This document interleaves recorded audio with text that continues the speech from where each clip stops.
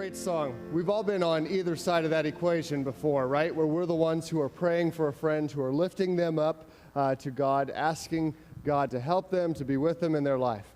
Also, we've probably been on the receiving end of that a few times as well, where we have our friends who are praying for us, who are encouraging us, who are lifting us up, helping us to be able to make it.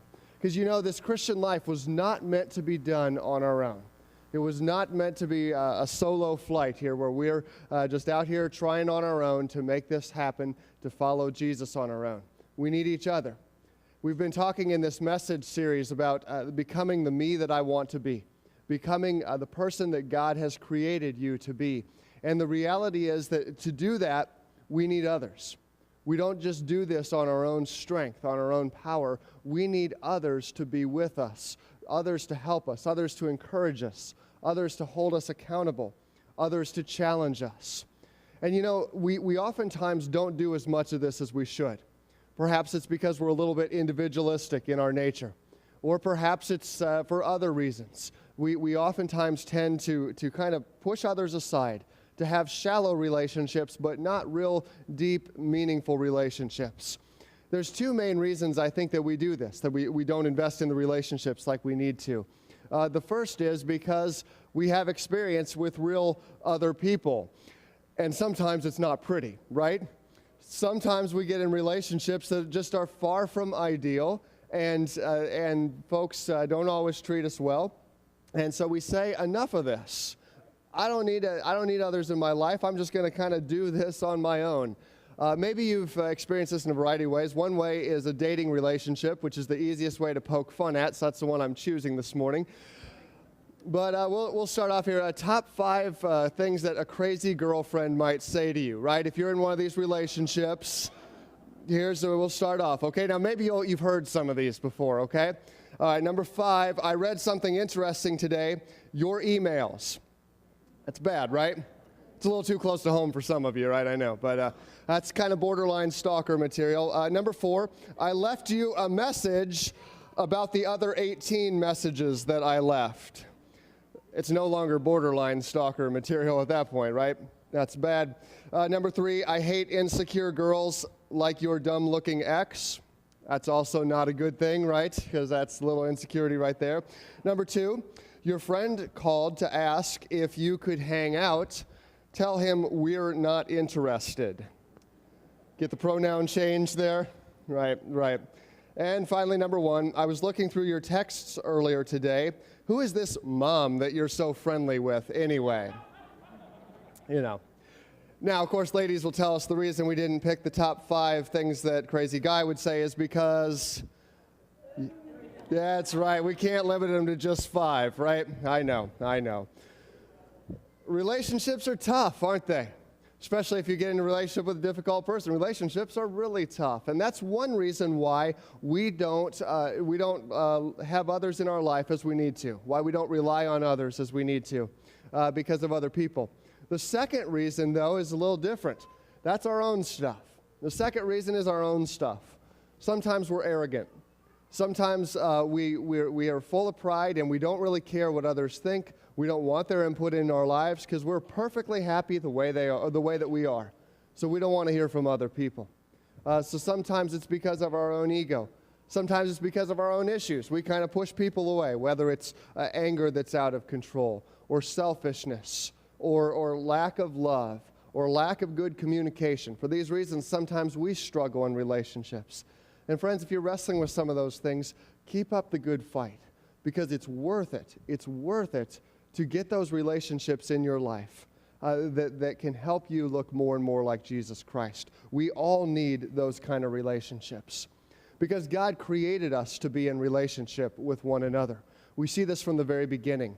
The book of Genesis, chapter 2, it's talking about the creation of Adam and Eve, and it says this, Then the Lord God said, It is not good that the man should be alone. I will make him a helper as his partner. So I'll make another person to be here with him. Of course, that's talking about one specific situation, but we can stretch that out and say that we need each other. We need other people to help us, to partner with us, to be on our team, so that we're not trying to do this Christian life thing on our own. we need others to be with us, to go with us through life. The challenge is that sin has gotten in the way, hasn't it? That's what messed things up in the Garden of Eden. Sin got in the way. And we talked about that just a few weeks ago. When sin came in, it messed up our relationship with God. It messes up our relationship with other people. And because of sin, we live disconnected lives. We live selfish lives. We live lives that aren't the way that Jesus Christ created us to be. And that sin can come in and cause problems in our lives. And good, healthy relationships can help us reduce the sin in our lives. It can help us look more and more like Jesus Christ. Proverbs 27:17 says this, "As iron sharpens iron, a friend sharpens a friend." Say that again. As iron sharpens iron, a friend sharpens a friend. It's a good verse. If you haven't memorized one lately, memorize that one. You can do it in like 5 minutes. But as iron sharpens iron, a friend sharpens a friend. And this is it's an illustration that the author of Proverbs is using here. And you might have seen something like this before. If you've been to one of those cool like hibachi restaurants, they do this all the time to sharpen the knives, right?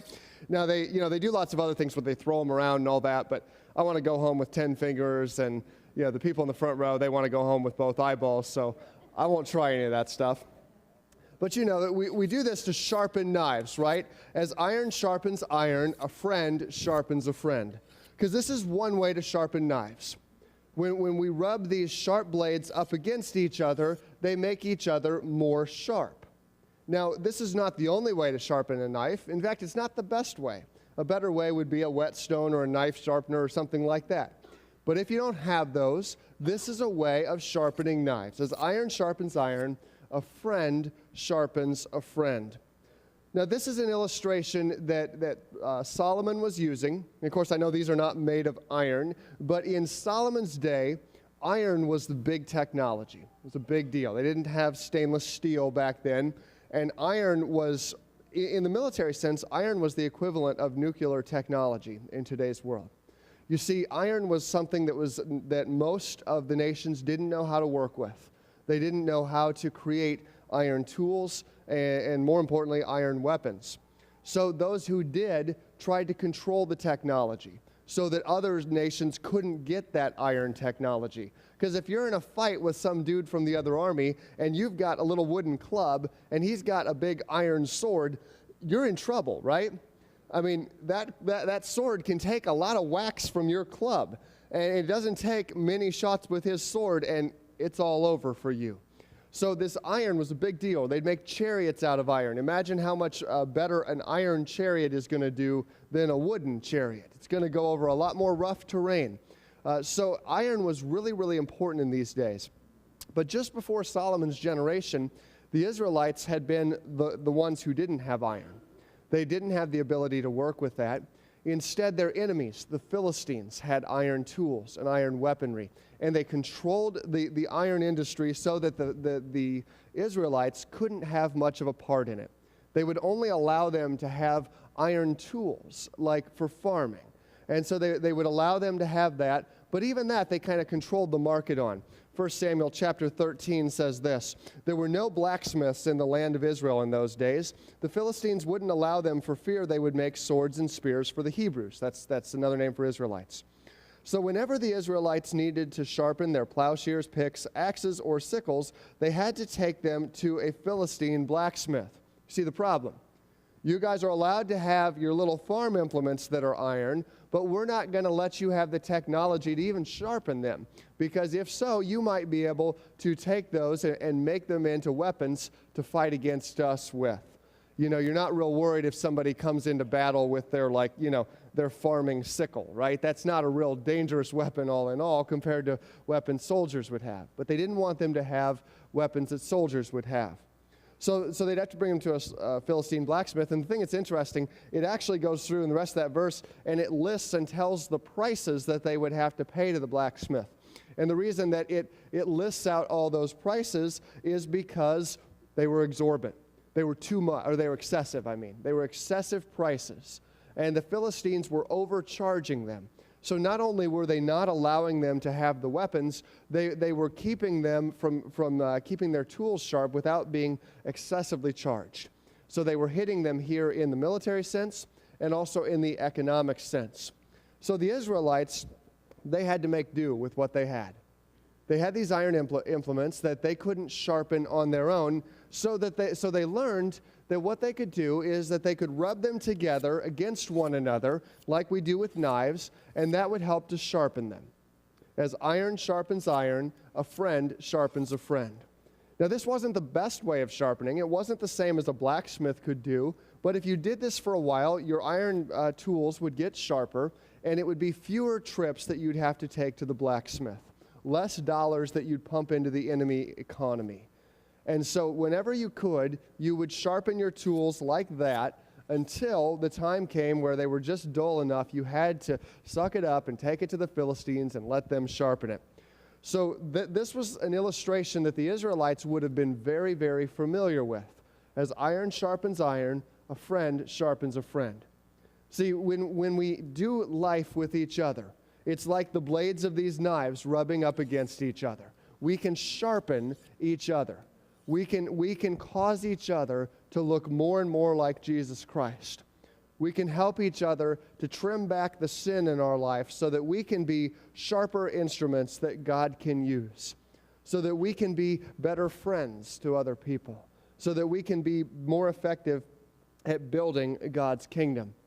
If we read this verse in the original language, as iron sharpens iron, a friend sharpens a friend, it literally would say this: as iron sharpens iron, so one man sharpens the face of another.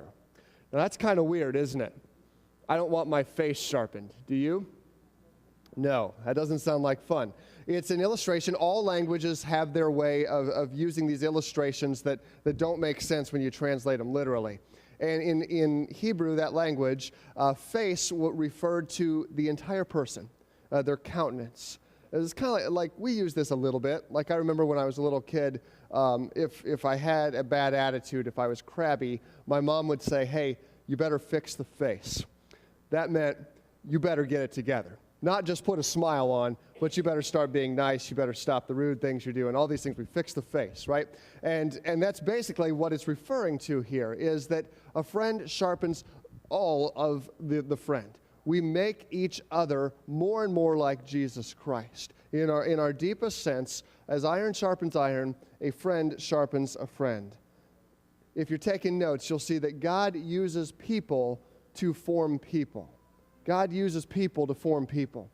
He uses us to shape each other, to sharpen each other, to make ourselves look more and more like Jesus Christ. I mean, stop for a minute and just think. Who are people in your life that God has used to get you to be the person you are today? Maybe it was a parent. Maybe it was another relative, a grandparent, an uncle, an aunt. Maybe it was a neighbor, a boss, a coworker, a friend, a child. God uses all sorts of people, a mentor, to help us look more and more like Him. As iron sharpens iron, a friend sharpens a friend. And it's so foolish when we try to do life on our own, and when we don't have these kind of accountable relationships that help us look more and more like Jesus Christ.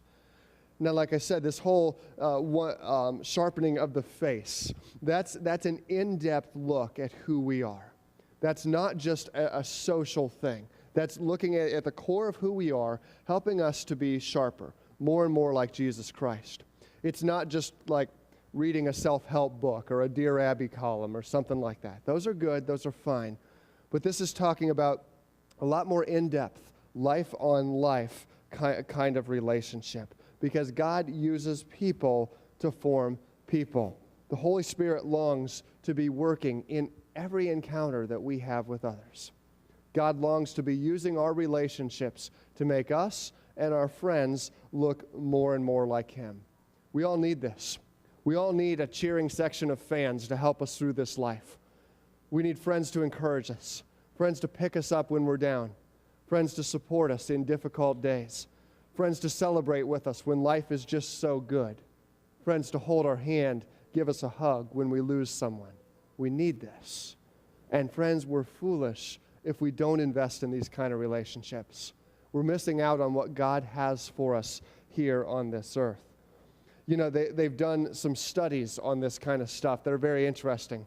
In the book, The Me I Want to Be by John Ortberg, he quotes the Journal of Happiness Studies. That's got to be a great publication to write for, right? I mean, your job is like to study happy people. I would think that would be a lot of fun, don't you? It's kind of like being a quality control person at a candy factory, right? That's basically what they're doing. But this is interesting, as it says this: what distinguishes consistently happy people from less happy people is the presence of rich, deep, joy-producing, life-changing, meaningful relationships. That's the biggest thing that distinguishes happy people from unhappy people. It's not money. It's not earthly success. It's not the car that you drive. It's not the job that you have. It is deep, rich, joy-producing, life-changing, meaningful relationships. These are the things that separate happy people from unhappy people. They take it a step further and say this: emotionally isolated people are more prone to depression, anxiety, loneliness, low self-esteem, substance abuse, sexual addiction, difficulties with eating and sleeping. So when we're not as socially connected, we have more problems, even physical problems, when we're not as socially connected. This is not just a feel-good kind of thing. This is something that really impacts us even in our physical bodies. They say that people who are socially disconnected are between 2 to 5 times more likely to die from any cause than those who have close ties to family, friends, and other relationships. So you're actually more likely to die, 2 to 5 times more likely to die, if you don't have those close relationships. In fact, this next one blew my mind. People who have bad health habits but still remain connected live longer than people who have great health habits but are disconnected. See? Think about that. So you would tell your friends the pastor told you this. You'd literally be better off to go home and smoke a cigar with close friends than you would be to have no close friends. Now, everything in moderation, right? And just because you're doing one thing right doesn't mean that you can do all the wrong things, right? You know, I mean, don't misunderstand. Just because you have close friends doesn't mean you should throw away your health. That would be a bad idea. But literally, they're saying that healthy habits, while these are important, have even less impact than our close friends. These close relationships have such a deep impact on us. They even impact the length of our life. They say that if you belong to no groups right now, if you had no close, intimate friendships, relationships in your life, and you decided to join one, that you would literally cut your risk of dying in the next year in half. If you're emotionally isolated and you go join a group, statistically, you cut your risk of death by 50% in the next year. This has influenced the way we do small group campaigns around here because, small groups are a great place to make friends and to get into these kind of relationships. So, our next mantra for small group is join a small group or die. It's what the facts say, right? See? I mean, it's just what the statistics say. But literally, we need people in our lives. If you're trying to do this on your own, friend, you're missing out. You're actually endangering yourself because iron sharpens iron. Friends sharpen friends. We need these relationships in our lives to help us look more and more like Jesus Christ. A couple things with this iron sharpening iron business. First of all, for iron to sharpen iron, it's got to have some level of sharpness to begin with, right? I mean, if you take a knife and just rub it against something that is dull, it will not get any more sharp, will it? In fact, it will get more dull. If I take this knife and rub it against this beautiful altar table, will it get more sharp? No. And the one who created the altar table sitting here in front of me, he would probably take the knife and insert it into my neck for doing that. That's right, I'd be in trouble. But the fact is, you can't sharpen a knife on a wooden table. It's not sharp to begin with. It has to have something else that's sharp. So you've got to have interactions, you've got to have friendships with people who are sharp, people who are going to spiritually challenge you, people who are going to help you be more than you are today, people who are going to help you become the me that I want to be. Not just any old person. If you've got friends that are just bringing you down, well, you need to make some new friends. Now, that doesn't mean you have to abandon everybody in your life. You know, we need to have friends who aren't followers of Jesus. We need to have friends who need us. That's okay. But your closest, your most significant relationships have got to be people that are sharpening you. Because if you want to know what your future looks like, don't go read a horoscope. Look at your friends. Your closest friends are the biggest indicator of what you're going to look like next year. They're a whole lot bigger indicator than anything else because they're the ones you're rubbing up against every day. They're the ones you're doing life with. And if they're not sharp, friends, you need to add some sharp people to the equation. You need to get some people in your life who are going to challenge you, who are going to help you look more and more like Jesus Christ. So we've got to have sharp folks around us. We've got to be sharp ourselves. We've got to be investing in our relationship with Jesus, investing in real accountability, investing in things that challenge us. These relationships are so critical, and these are deep, significant relationships. You may only have 1 or 2 or 3 or 4 of these in your life. That's okay. We're not talking about the number of Facebook friends you have here, right? That's not iron sharpening iron.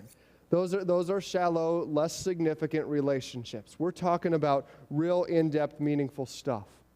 And that's part of the challenge. Sometimes that we look at our own lives and we substitute just social gathering for real, meaningful relationships. Those are 2 different things. Social gathering is fine. Facebook is fine. These things there's nothing wrong with them, but they are no substitute for real relationships. You know, I was I was on Facebook last night. I saw a friend from out of town who posted literally that she was live posting her dinner that she was eating. She gave 3 pictures of the salad. It's a salad. I don't care, right? I mean, come on. I don't need to see 3 pictures of this. But by watching this did not sharpen iron whatsoever. It's just stuff. I might as well have been watching videos of kitty cats, right? You know, I mean, and there's nothing wrong with looking at that stuff. But this is not what we're talking about. We're talking about real relationships that challenge you, that make you look more and more like Jesus Christ. Assess your own life right now. Who are those? Do you have any? Do you have anybody in your life that you say, yes, this person helps me look more like Jesus. I help this person look more like Jesus. We are iron sharpening iron, and we're in this thing for the long haul. This person can tell me anything. They can say to me, you know what, Jon, you're wrong. You're not seeing it correctly, and here's why. And I listen because I value their input into my life.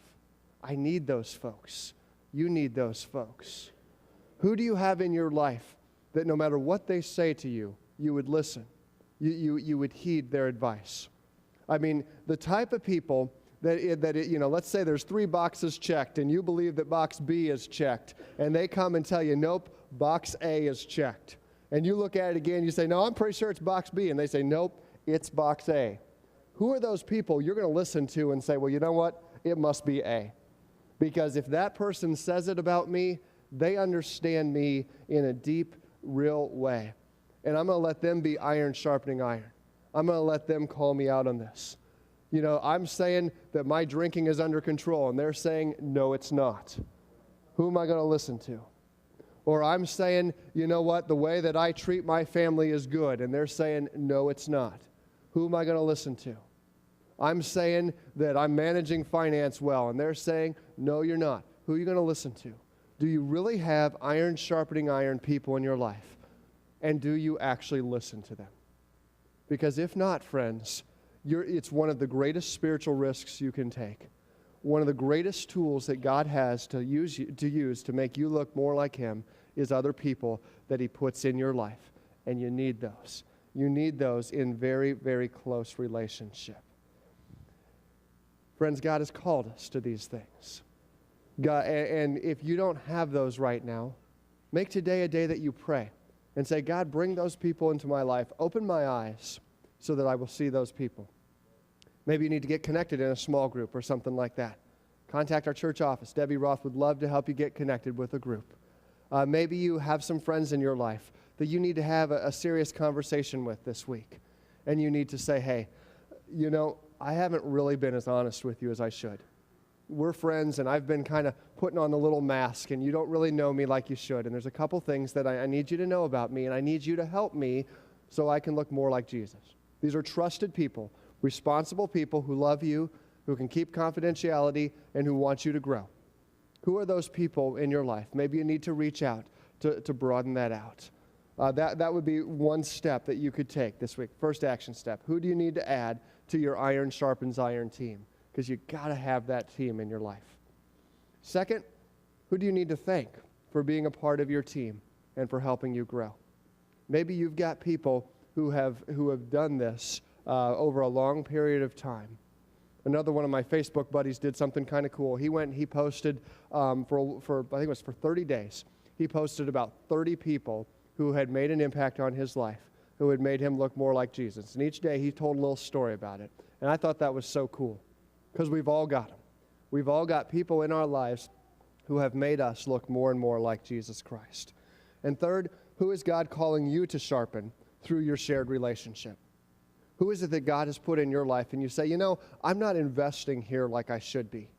God has given me this relationship, and I'm just kind of kept it social, and I don't really care for this person in the way that I need to. I need to be more of a mentor, more of an encouragement.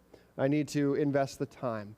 I need to invest more into this person. Maybe it's a grandchild. Maybe it's your own children, your spouse, your friends, others in your life. Who is it that you need to reach out to so that you can be made more and more like Jesus Christ, and they can be made more and more like Jesus? Let us pray. God, thank you for these iron sharpening iron relationships that you put in our lives. Lord, I pray for those who this morning are realizing they don't have any. God, I pray that you would bring people into their lives, or that you would allow them to see people who are already in their lives who they could have this kind of relationship with. Lord, I pray for those who have these folks but aren't reaching out. God, would you give us the courage, even this week, the humility to reach out and say, hey, I need you. I can't do this on my own. And Lord, I pray that you would use us to be folks who sharpen one another. I pray that you would use us as a church to be a place where others are sharpened, where people look more and more like you because they encountered the ministry of this church. Lord, we give you thanks. We love you, God. We pray all of this in your holy name. Amen.